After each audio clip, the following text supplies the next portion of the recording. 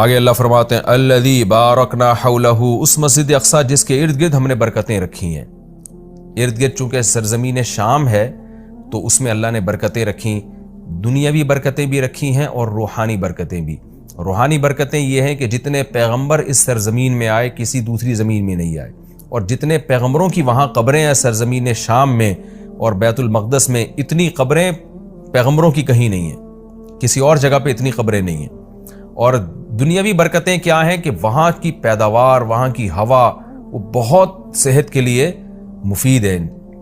انار، وہاں کا زیتون، وہاں کی انجیر، یہ سارے ایسے برکت والے پھل اللہ وہاں پیدا کرتا ہے اور بہت وافر مقدار میں۔ میں ترکی کے میں شام کے بارڈر تک گیا ہوں۔ پہلے تو شام کا علاقہ بہت وسیع تھا، تو یہ تو اب جو شام ہے یہ تو تھوڑا سا رہ گیا ہے۔ نبی صلی اللہ علیہ وسلم کے دور کا جو شام ہے وہ تو بہت وسیع رقبہ تھا۔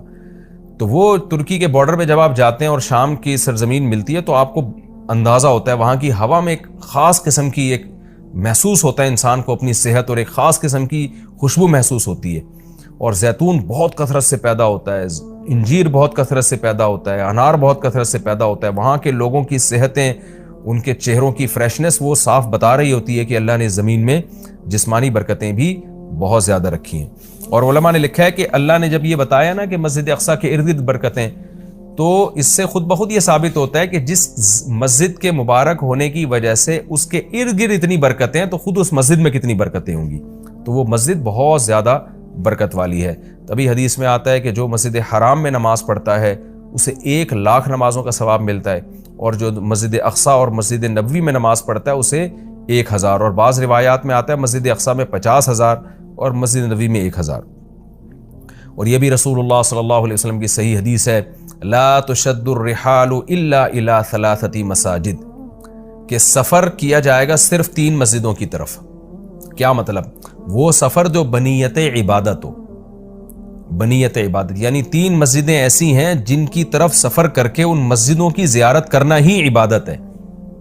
ویسے تو کوئی بھی مسجد ہو آپ ویسے دیکھنے کے لیے چلے جائیں، اس کو سفر کر کے بھی انسان جا سکتا ہے ویسے ہی دیکھنے کے لیے، بھئی مسجد کیسی بنی ہے، خوبصورت ہے یا نہیں، لیکن علی وجہ تقرب یعنی وہ سفر جو بطور عبادت کے ہوگا، ان میں صرف 3 مسجدیں ایسی ہیں جن کی طرف زیارت کے لیے سے جانا ہی بذات خود شریعت میں مقصود ہے اور ایک عبادت ہے، اور ان میں جا کے نماز پڑھنے کی اضافی بہت زیادہ فضیلت ہے۔ تو وہ 3 مسجدیں ہیں، آپ نے فرمایا ایک مسجد حرام، ایک مسجد اقصی اور ایک مسجد نبوی۔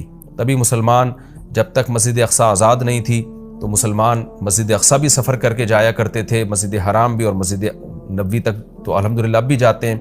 اور اللہ سے ہم دعا کرتے ہیں کہ اللہ تعالیٰ مسجد اقصی کو دوبارہ آزاد کرائے تاکہ ہمیں بھی وہاں جا کے نماز نصیب ہو اور مسجد اقصی کی ہمیں بھی زیارت نصیب ہو۔ یہ ہر مسلمان کی تمنا ہے، اور بہت سے لوگوں کو اللہ نے یہ توفیق دی ہے، وہاں جاتے ہیں، اور بہت سے لوگ اس زیارت سے محروم ہیں۔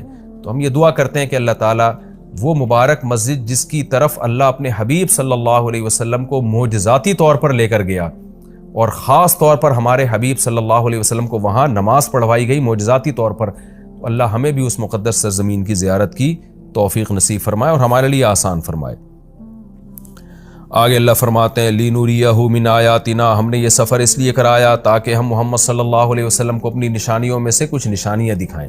وہ نشانیاں یہی ہیں کہ جو معراج کی رات آپ کو دکھائی گئیں، پیغمبروں کی زیارت کروائی گئی، جنت جہنم دکھائی گئی، تو یہ ساری بڑی بڑی نشانیاں تھیں۔ خود معراج خود ایک بڑی نشانی ہے۔ إِنَّهُ هُوَ السَّمِيعُ الْبَصِيرُ، اللہ تعالیٰ خوب سننے والا اور دیکھنے والا ہے۔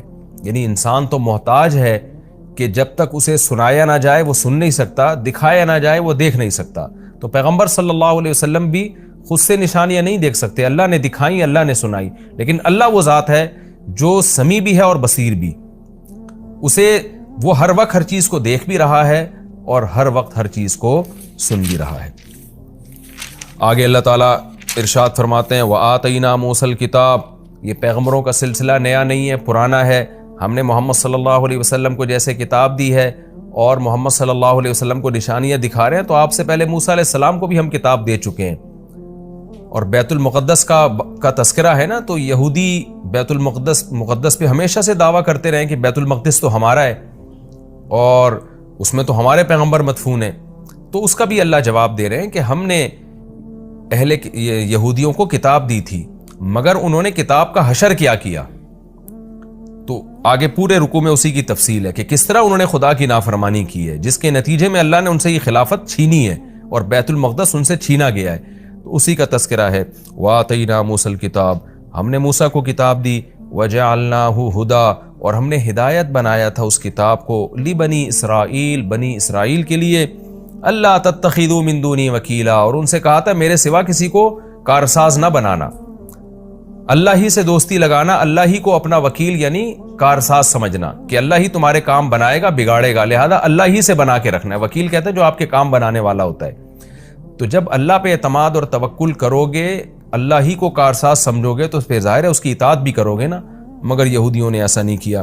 آگے اللہ خطاب کرتے ہیں ذریۃ من حملنا مع نوح، اے وہ لوگو جن کو ہم نے نوح کے ساتھ سوار کیا تھا، اے ان کی ذریت، یعنی اللہ تعالیٰ ہم سب سے، پوری انسانیت سے خطاب کر رہے ہیں کہ تم وہ لوگ ہو جن کو ہم نے نوح کے ساتھ کشتی میں سوار کیا تھا، ان کی اولادیں ہو تم۔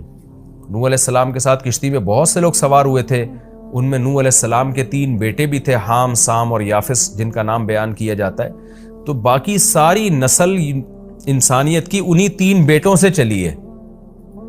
تو وہ چونکہ کشتی میں نوح علیہ السلام کے ساتھ سوار تھے، اس لیے اللہ نے کہا کہ تم اے انسانوں، تم ان کی نسلیں ہو جن کو نوح علیہ السلام کے ساتھ ہم نے کشتی میں سوار کیا تھا، جو ان کے 3 بیٹے تھے۔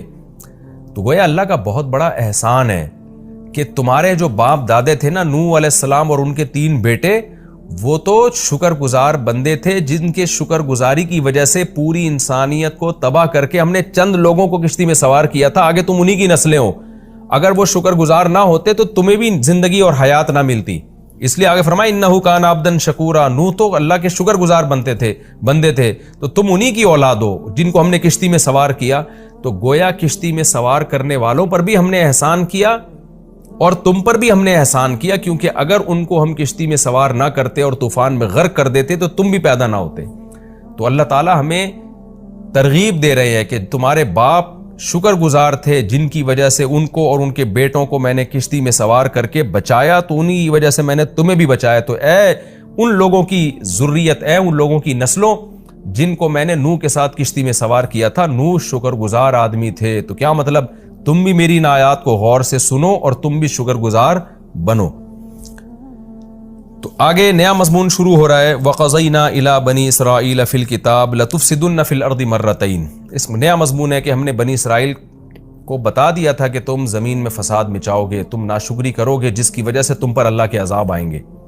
تو بنی اسرائیل نے ان باتوں پر عمل نہیں کیا جس کی وجہ سے ان پر قوم مسلط ہو کر ان کو عذاب چکاتی رہی۔